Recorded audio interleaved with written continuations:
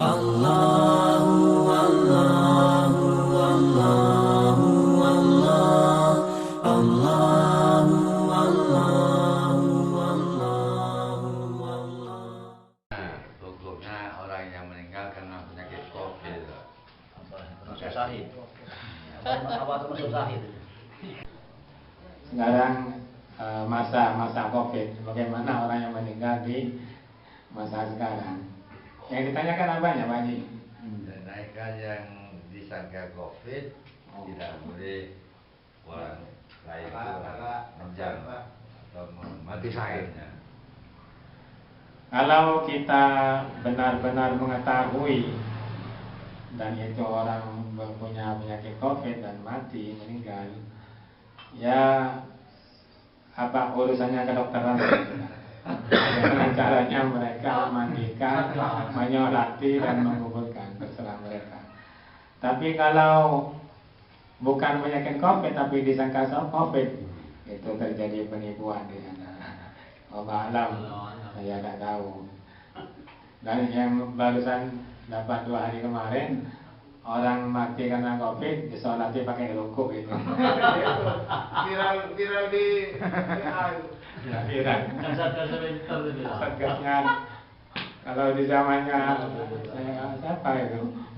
Kok ada disolati dari jenazah, kok disolati pakai rukuk sujud? Setelah selesai, kenapa sholat jenazah kok ada rukuk sujudnya? Ini mayitnya kebanyakan dosa. Gunawan Katanya. Jadi yang mana yang sungguhan, yang mana yang masuk bab ini, bab sidik, mana yang bodoh, mana yang sidik, Allah yang maha mengetahui. Tapi yang mudah-mudahan kita semua majelis ini, khususnya semua umat Islam, dijauhkan dari COVID ini. Amin. Tak nyaman, orang yang mati sendiri tak nyaman. Sampai COVID, Pak.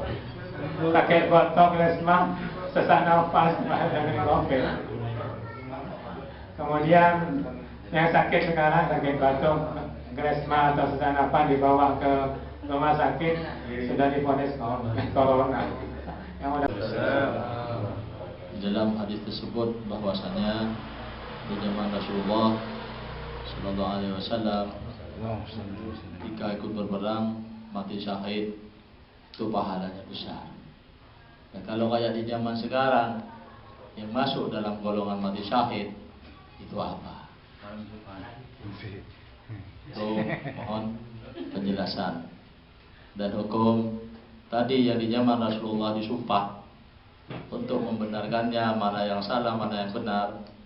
Ini yang beberapa diambil orang yang sentimen di dalam apakah itu punya ilmu santet atau tidak, itu disumpah. Nah, pembuktiannya bagaimana setelah disumpah orang tersebut, apakah memang itu benar, nanti yang dibuktikan disantet atau tidak di zaman sekarang ini, mohon penjelasannya. Karena mungkin dari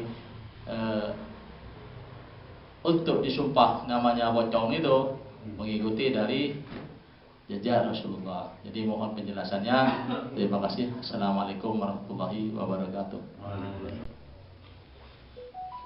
Menanggapi pertanyaan dari Pak Abdul Razak, bahwasanya kalau di zaman Rasulullah itu barang siapa yang berjihad di jalan Allah melalui peperangan dan lain sebagainya, maka disebut dengan syahid.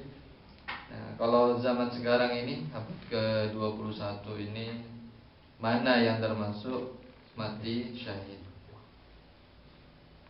Kita pernah mendengar beberapa hadis bahwasanya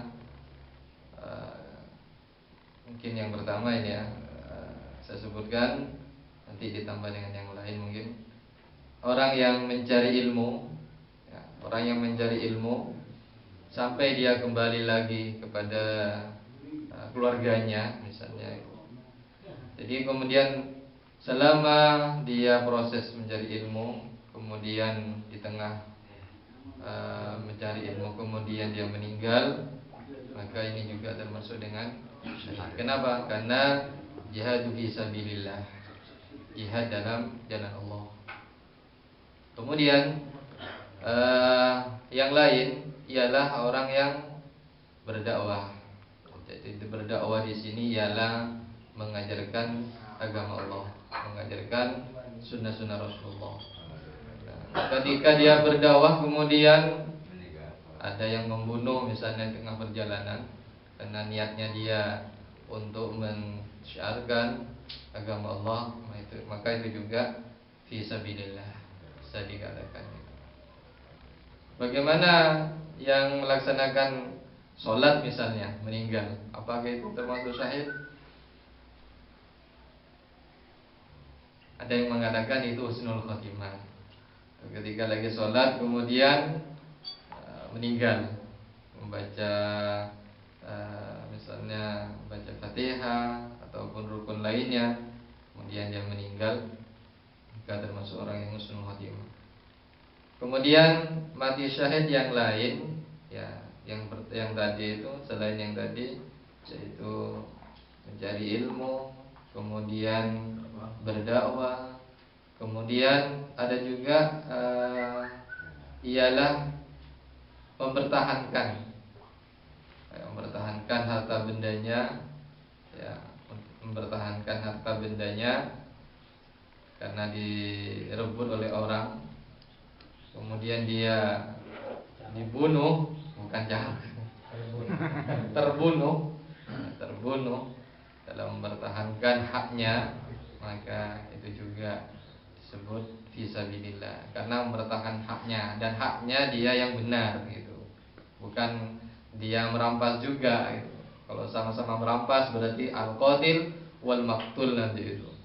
Jadi orang yang membunuh dan terbunuh termasuk finar, dalam neraka nanti.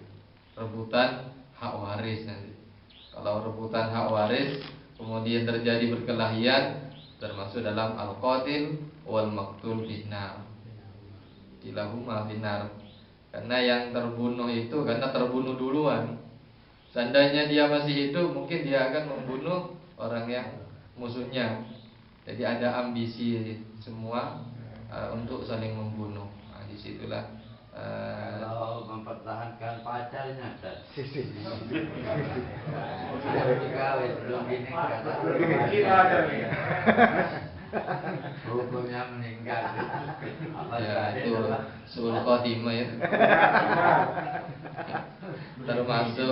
termasuk ini itu mempertahankan di jalan yang salah, jalan yang tidak benar gitu. Jadi kalau mempertahankan istri, nah, itu sama juga dengan mempertahankan haknya, sama juga. Ya, termasuk. Penting halal. Pengalaman. Kalau nggak halal, berarti mempertahankan kesalahannya. Mungkin ada tambahan dari Ustaz yang lain. Itu intinya opsi. Karena mencari nafkah dari jalan mencari nafkah. Dalam mencari nafkah, misalnya itu juga termasuk ibadah al-kasaf namanya itu bekerja, itu memperjuangkan keluarga, kebutuhan keluarga, kemudian itu juga termasuk ibadah.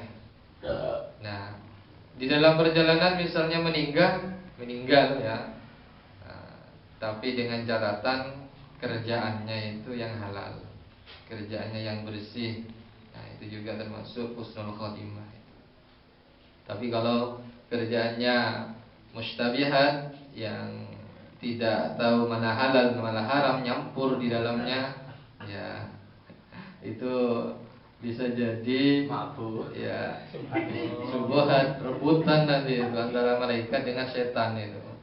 Kenapa? Karena dua-duanya mana yang halal mana yang haram.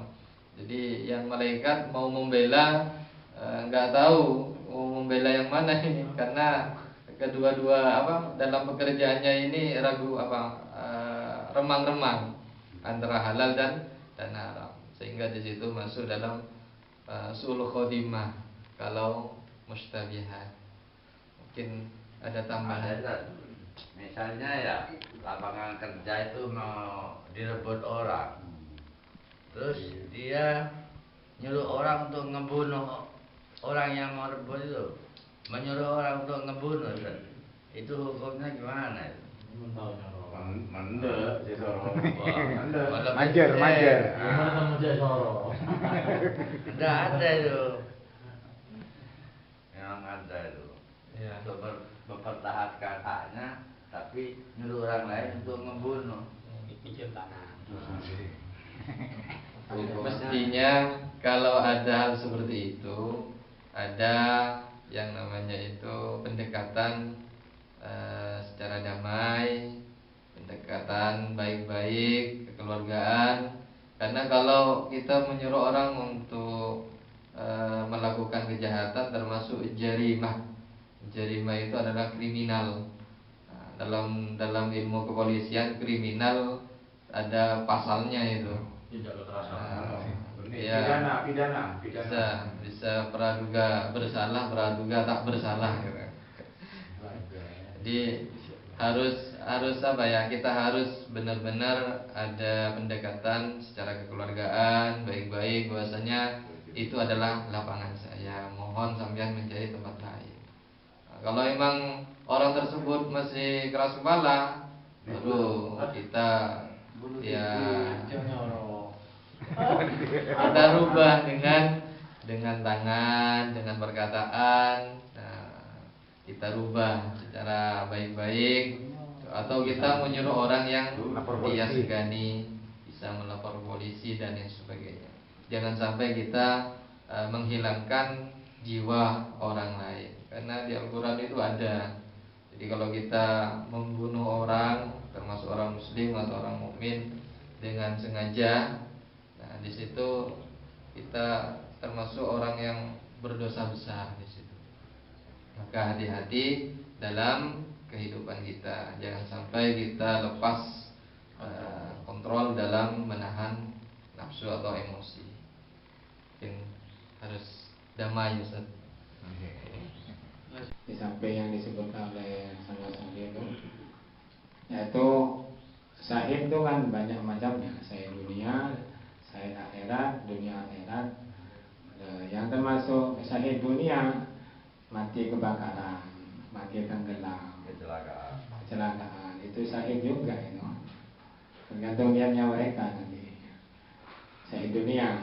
Jadi kalau syahid dunia itu tetap dimandikan, tetap disolati. Kalau syahid dunia. Kalau Arab Oh, sudah. Kemudian tambah sedikit dari pertanyaannya di Imam, yaitu kalau lahan pekerjaannya direbut orang kemudian menyuruh orang untuk membunuh, itu tidak wajib ditaati. La ta'ata li makhluqin fi ma'siyatil khaliq. Tidak wajib ditaati. Tidak wajib untuk mengerjakan perintahnya orang yang berbuat maksiat. Tidak boleh dosa. Harus kita tidak mau. La ta'ata li makhluqin fi